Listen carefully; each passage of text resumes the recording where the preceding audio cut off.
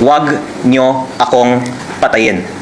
Dahil kung papatayin nyo ako, lalabas ang buong katotohanan ng mga ginawa ninyo sa DPWH. Tanong niyo po, bakit ako maaring hindi makarating sa Blue Ribbon Committee hearing kahit na ako po ay nakatanggap na ng imbitasyon? Dahil marami nga pong nagsasabi na huwag kang magsalita at baka kung ano pang mangyari sa'yo. Kaya, ang mga files na hawak ko ay nasa mga USB. At kung may mangyari man sa akin, lalabas ang buong files na hawak ko. Kaya makakaasa po ang publiko na malalaman nila ang katotohanan patungkol sa budget ng DPWH at sa mga proyekto ng DPWH kahit may mangyari sa akin.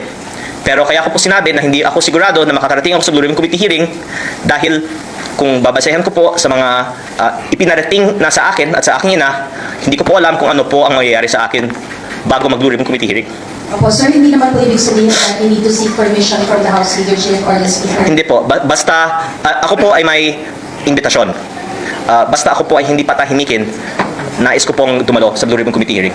As I'm speaking with you right now, the reason why Attorney Tabac told me to look at my phone is there are really threats to me right now.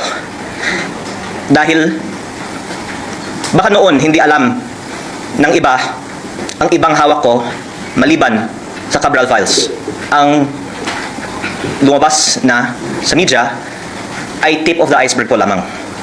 At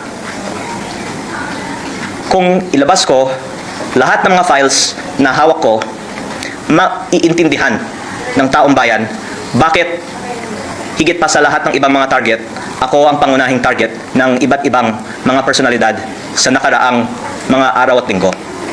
At the more na inaatake ako, the more na nakikita ng taong bayan na tila may dahilan na nais ng iba na patahimikin ako.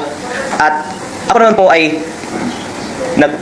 nakikinig sa payo ni Senator Ping Lacson na wag bara-bara. Kaya yung mga hawak kong ebidensya, higit pa sa Cabral files, ay hindi ko inilalabas.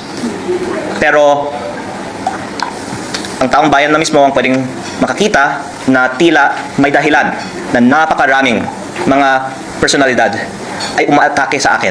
Kung ako naman po ay walang hawak na damaging evidence, siguro marami naman pong ibang atakihin nila na lang. O maraming ibang mga talakayan nila na lang. Pero ang dahilan na ang daming mga umaatake sa akin ay sa kadahilanan na ang hawak kong ebidensya ay higit pa sa Cabral files, at kung ilalabas ko ito, malaki ang magiging consequences nito para sa ating bansa.